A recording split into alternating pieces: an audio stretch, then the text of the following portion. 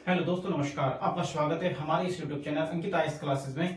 और आज हम पढ़ेंगे आपके इससे पहले आपने पढ़ा है कि सहायक संधि वेलेस्ली के द्वारा जो सहायक संधि की गई थी, जिस वजह से भारत में ब्रिटिश का विस्तार हुआ था, आपने उस बारे में पढ़ा। लेकिन आज आप पढ़ेंगे कि तीसरी जो नीति बनाई गई थी अंग्रेजों के द्वारा भारत में अपने ब्रिटिश साम्राज्य का विस्तार करने के लिए जो तीसरी नीति अपनाई गई थी, उस नीति के बारे में आज आप पढ़ेंगे। वो नीति क्या है, तो उस नीति को आप समझेंगे। उसे कहते हैं व्यंपगत का सिद्धांत। व्यंपगत का सिद्धांत, तो उस नीति का नाम माना जाता है कि व्यंपगत का सिद्धांत। तो व्यंपगत का सिद्धांत उस नीति का नाम था जिसे डॉक्ट्रिन ऑफ लैप्स के नाम से भी जानते हैं। डॉक्ट्रिन ऑफ लैप्स, तो डॉक्ट्रिन ऑफ लैप्स के नाम से भी इस सिद्धांत को जाना जाता है। और किसके द्वारा यह सिद्धांत, यह नीति लागू करी गई थी? तो यह माना जाता है कि लगभग 1848 से लेकर के 1856 में भारत में ब्रिटिश साम्राज्य के विस्तार करने के लिए अलग प्रकार की नीति का अपनाया गया था। और यह नीति इस प्रकार की मानी जाती है कि जो इससे पहले की नीति से बहुत ज्यादा अलग थी। और क्योंकि इस समय 1848 से लेकर के 1856 तक आपका एक गवर्नर जनरल बनकर के आता है जिसका नाम था लॉर्ड डलहौजी। तो लॉर्ड डलहौजी गवर्नर जनरल बनकर के आता है जो 1848 से 1856 तक रहता है। और इसी के द्वारा भारत में अपने साम्राज्य का विस्तार करने के लिए एक नई नीति का प्रयोग किया जाता है। और इसी नीति को कहा जाता है व्यंपगत का सिद्धांत, जिसे डलहौजी के द्वारा लाई गई नीति या डलहौजी का व्यंपगत का सिद्धांत कहा जाता है।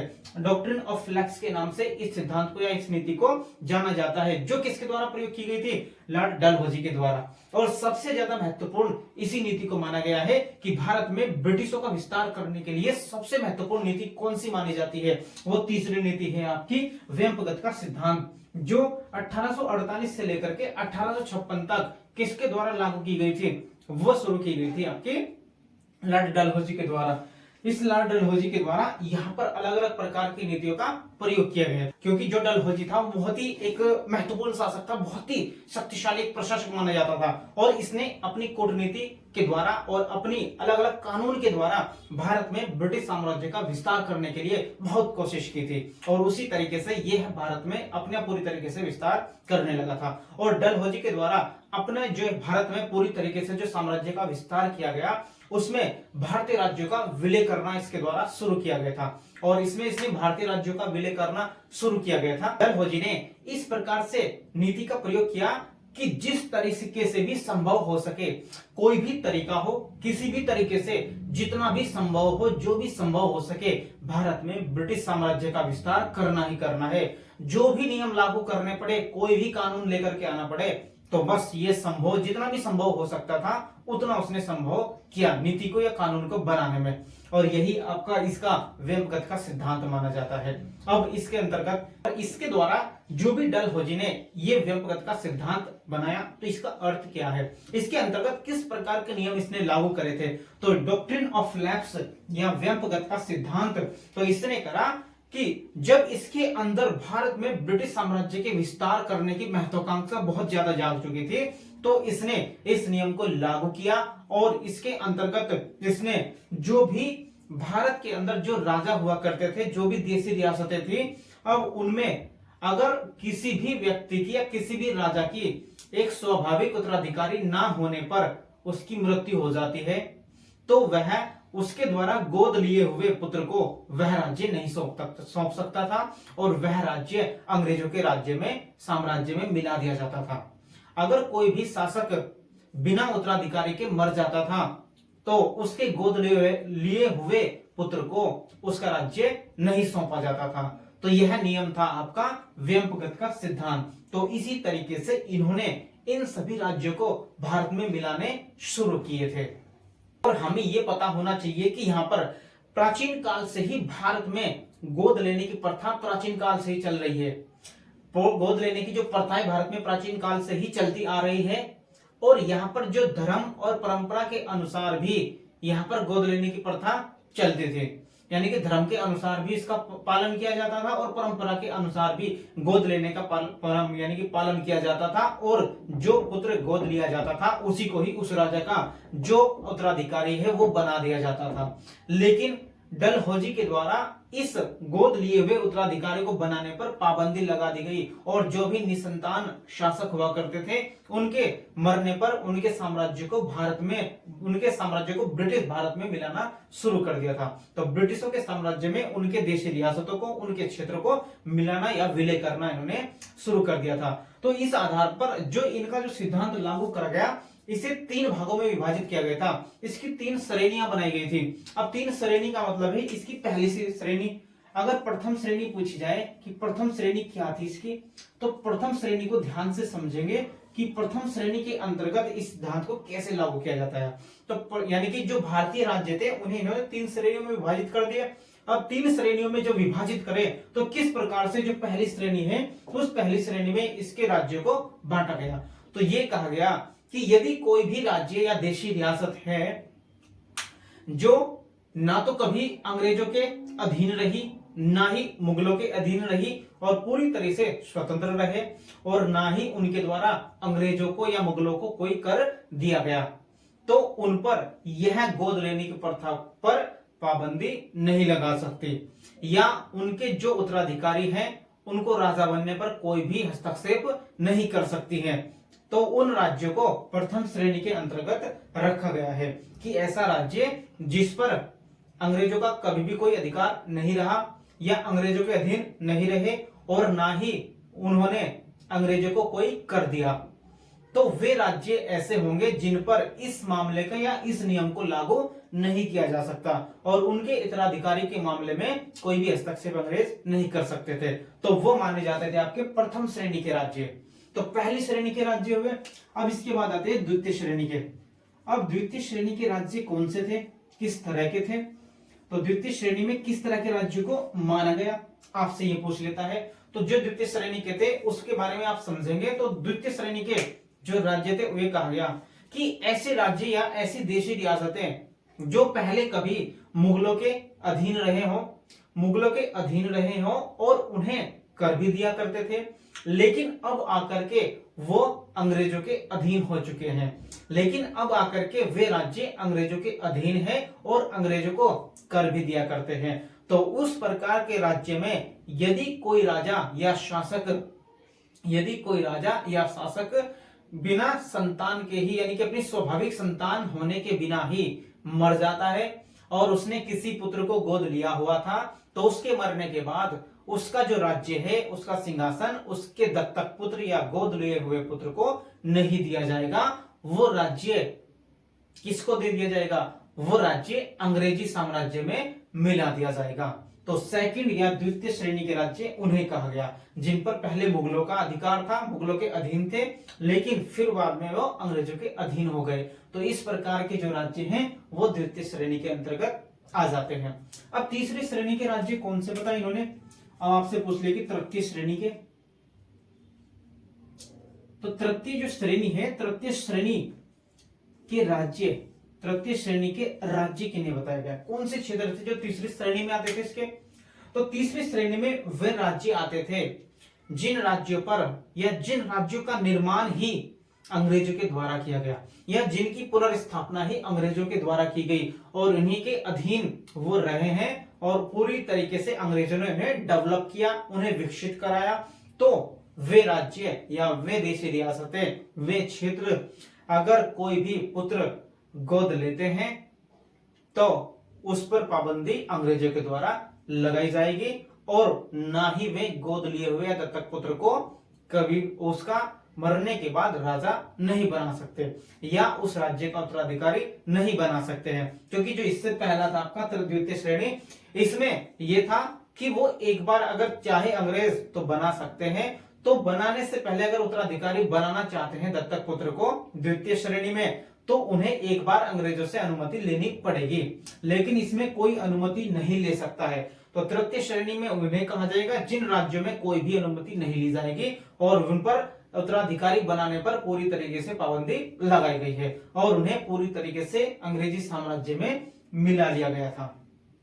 तो इस तरीके से आपके पहली श्रेणी, दूसरी श्रेणी और तृतीय श्रेणी, इस प्रकार से 3 श्रेणियों में आपके इन राज्यों को लॉर्ड डलहौजी के द्वारा बांट दिया गया था। तीनों राज्य यानी कि पूरे भारत में जितने भी राज्य थे उन्हें 3 श्रेणियों में बांट दिया गया। पहली श्रेणी, द्वितीय श्रेणी और तृतीय श्रेणी। इस श्रेणी में किसी भी प्रकार से उनका हस्तक्षेप अंग्रेज उसमें नहीं कर सकते। मैं किसी को भी बनाए उत्तराधिकारी, जो गोद लिया हुआ पुत्र है उसको भी बना सकते हैं, कोई प्रॉब्लम नहीं है। लेकिन द्वितीय श्रेणी में एक बार उनको अनुमति लेनी पड़ेगी अंग्रेजों से, अगर बनाना चाह रहे हैं। अगर अंग्रेजों ने कह दिया कि आप बना दे तो वो उत्तराधिकारी गोद लिए हुए पुत्र को बना सकते हैं। लेकिन तृतीय श्रेणी में इस प्रकार की बात है कि वो उत्तराधिकारी या दत्तक पुत्र को उत्तराधिकारी नहीं बना सकते हैं, किसी भी कीमत पर नहीं बना सकते। वो राज्य तो 100% अंग्रेजी साम्राज्य में ही मिलाया जाएगा जो इस श्रेणी में राज्य आएगा। तो इस प्रकार से इनकी 3 श्रेणियां आपको पूरी तरीके से बता दी गई। और अब आपसे इसमें पूछ लेगा कि इसमें जो श्रेणियां थी इनमें सबसे पहले किन किन राज्य का विलय कराया गया था। तो इस प्रकार की नीति का प्रयोग सबसे पहले किस राज्य पर किया गया था। और इसके अंतर्गत जो सबसे पहला राज्य आपका माना जाता है वो पहला राज्य था सतारा। तो डलहौजी की व्यंग्यगत के सिद्धांत के अंतर्गत या राज्य हड़पने की नीति भी से कहा जाता है। तो राज्य हड़पने की नीति के अंतर्गत सतारा जो राज्य था, सतारा राज्य को 1848 में सबसे पहले इस नीति के तहत अंग्रेजी साम्राज्य में मिला लिया गया था। हुआ क्या था कि 1848 में सतारा के अंतर्गत सतारा का जो राजा था एक अप्पा सिंह, तो सतारा का राजा अप्पा सिंह हुआ करता था। तो अप्पा साहब भी कहते थे उसको। तो अप्पा साहब की मृत्यु हो जाती है और उसकी मृत्यु हो जाती है, लेकिन उसने अपनी मृत्यु से पूर्व एक बालक को गोद ले लिया था और वो चाहता था कि यही बालक क्या बने, अगला मेरे मरने के बाद उत्तराधिकारी बनेगा। लेकिन जब 1848 में अप्पा साहब की मृत्यु हो जाती है तो उसके बाद लॉर्ड डलहौजी के द्वारा यह कहकर उसको अमान्य घोषित कर दिया जाता है कि यह बालक उत्तराधिकारी नहीं बन सकता, क्योंकि हमारी नीति के अनुसार इस राज्य का जो पुनर्स्थापना इस राज्य की करी गई थी वो लॉर्ड हेस्टिंग के द्वारा करी गई थी। तो यानी कि सतारा राज्य की पुनर्स्थापना लॉर्ड हेस्टिंग के द्वारा करी गई थी। तो इसकी पुनर्स्थापना में किसका हाथ रहा, वो लॉर्ड हेस्टिंग या अंग्रेजों का हाथ रहा, अंग्रेजी गवर्नर का हाथ रहा। तो इस वजह से इसका कोई भी उत्तराधिकारी गोद लिया हुआ या दत्तक पुत्र को नहीं बनाया जाएगा और इस राज्य को अंग्रेजों के द्वारा पूरी तरीके से सतारा को भी ब्रिटिश साम्राज्य में मिला लिया गया था। अब इसके बाद जो दूसरे राज्य बनाए जाते हैं, दूसरे जो एक जैतपुर है और संबलपुर, एक संबलपुर है और जैतपुर, दो थे संबलपुर और जैतपुर 1849 में। तो संबलपुर और जैतपुर 1849 में इन दोनों राज्यों को भी अब इस राज्य हड़प नीति के अनुसार अंग्रेजों के साम्राज्य में मिला लिया गया था। अब इसी प्रकार आपसे पूछ ले कि यहाँ पर जो संबलपुर वाला जो क्षेत्र था, इस संबलपुर में जो उड़ीसा में पड़ता है, उड़ीसा वाला क्षेत्र था संबलपुर, यहाँ पर एक नारायण सिंह थे। अब नारायण सिंह यहाँ के राजा हुआ करते थे, लेकिन अब नारायण सिंह की मृत्यु हो जाती है किसी कारण से। जब नारायण सिंह की यहाँ पर मृत्यु हो जाती है तो उसके बाद इनकी जो विधवा रानी थी वो वहां पर शासन करने लगती है। लेकिन अब यहाँ पर अंग्रेजों के द्वारा यह कहकर रानी को भी वहां से अमान्य घोषित कर दिया गया कि आप यहाँ पर शासन नहीं कर सकती हैं, क्योंकि हमारी नीति के अनुसार केवल उनका जो पुत्र होगा वही यहाँ का राजा बन सकता है। और इसी आधार पर संबलपुर को भी अंग्रेजों के द्वारा पूरी तरीके से अपने साम्राज्य में मिला लिया जाता है। और इसी के साथ कुछ दिन बाद जैतपुर को भी अंग्रेजों के द्वारा यही कह करके कि इसे अब इनका जो शासक है उसकी मृत्यु हो जाती है और अब इसमें से जो भी इनका पुत्र है वो दत्तक पुत्र गोद लिया हुआ है और इस कारण से हम इसका उत्तराधिकारी नहीं बना सकते। और इसी तरीके से जैतपुर को भी अंग्रेजों के द्वारा पूरी तरीके से अपने साम्राज्य में मिला लिया गया। तो पहले सतारा को मिला लिया गया, फिर संबलपुर को और फिर इसके बाद जैतपुर को। तो इस तरीके से इन साम्राज्यों को पूरी तरीके से अंग्रेजों ने अपने साम्राज्य में मिला लिया। तो किस नीति के तहत? राज्य हड़प नीति के तहत। तो यही माना गया कि सबसे महत्वपूर्ण जो ब्रिटिश का विस्तार करने वाली सबसे बड़ी नीति कौन सी थी? तो सबसे बड़ी नीति थी आपकी राज्य हड़पने की नीति या डलहौजी की राज्य हड़प नीति, जिसे डॉक्ट्रिन ऑफ लैप्स कहा गया, व्यंग्यगत का सिद्धांत कहा जाता है। तो इसके तहत अब धीरे धीरे क्या हुआ कि इसने संबलपुर जैतपुर को जीतने के बाद इसके बाद बघाट हो गया, बघाट। इसके बाद इन्होंने क्या किया, धीरे धीरे बघाट नाम का जो राज्य था वो 1850 में मिला लिया। बघाट के बाद उदयपुर को 1852 में मिला लिया गया, 1852 में उदयपुर को मिला लिया गया। अब इसके बाद आपका एक था झांसी, अब झांसी को भी इन्होंने मिलाया 1853 में, 1853 में झांसी को मिला लिया। और एक बचा आपका एक में नागपुर वाला क्षेत्र, तो नागपुर को भी क्या किया इन्होंने 1854 में, इसको भी नागपुर को भी अंग्रेजों ने इसी नीति के तहत अपने साम्राज्य में मिला लिया था, पूरी तरीके से मिला लिया गया। और अब इसके तहत जो है पूरी तरीके से जो साम्राज्य था पूरे भारत में धीरे धीरे अब अंग्रेजों का ही साम्राज्य का विस्तार होने लगा, क्योंकि ये नीति सबसे महत्वपूर्ण नीति मानी गई है, जिस नीति के तहत अंग्रेजों ने पूरी तरीके से भारत में अंग्रेजी साम्राज्य का विस्तार कर लिया और पूरे भारत में अब अंग्रेजों का विस्तार हो चुका था। और तो ये अंतिम नीति मानी जाती है कि इस नीति के तहत सबसे ज्यादा विस्तार किया गया है अंग्रेजों के द्वारा भारत में अपने साम्राज्य का। तो ये नीति बहुत इंपॉर्टेंट है, आपकी इस नीति को समझना है। बस ये एक राज्य हड़पने की नीति मानी जाती है और धीरे धीरे बाद में जाकर के यह नीति पूरी तरीके से समाप्त भी होगी आगे चल करके, जिसके बारे में आप आगे पढ़ो। और अब इसमें ऐसा हुआ कि जब इन्होंने पूरी तरीके से अपना विस्तार करना शुरू कर दिया तो इस नीति के तहत अंग्रेजों के द्वारा, लॉर्ड डलहौजी के द्वारा भारत में अपना जो साम्राज्य है पूरी तरीके से सुदृढ़ बना लिया गया, अपने साम्राज्य को सुदृढ़ कर लिया गया, शक्तिशाली बना दिया गया, उसका विस्तार कर लिया गया। लेकिन जो ये नीति अपनाई गई ये एक अनैतिक नीति बनाई गई थी, तो इस नीति को गैर कानूनी माना गया, यानी कि कानूनी दायरे में इसे पूरी तरीके से समर्थन नहीं मिला था, तो इसे समर्थन नहीं दिया गया।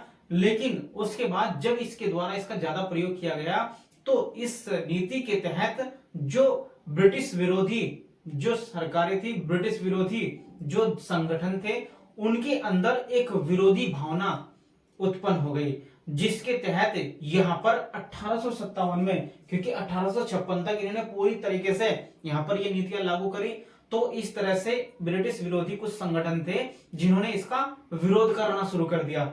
जब इनका विरोध करना शुरू कर दिया तो सभी जनता के अंदर इनके प्रति ऐसी भावना भड़कने लगी जिससे अंग्रेजों का पूरी तरीके से विरोध होने लगा। और उन्होंने क्या किया कि इसके बाद 1857 का जो क्रांति है 1857 की, वह क्रांति जन्म ले लेती है। अब यह क्रांति जन्म ले लेती है और इसी कारण से इस जो नीति को हो पूरी तरीके से आगे चल करके समाप्त कर दिया जाएगा और अधीनस्थ की नीति को अपना लिया जाएगा।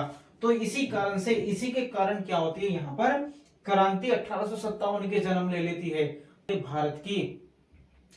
पूरे भारत की जो विचारधारा थी उसको ही बदल करके रख देती है और आगे भारत के जो भी धीरे धीरे स्वतंत्रता संग्राम की शुरुआत हो जाती है। तो 1857 का ये सबसे पहला स्वतंत्रता संग्राम माना जाता है कि यहाँ से भारत की स्वतंत्रता की स्थापना शुरू होनी प्रारंभ हो जाती है।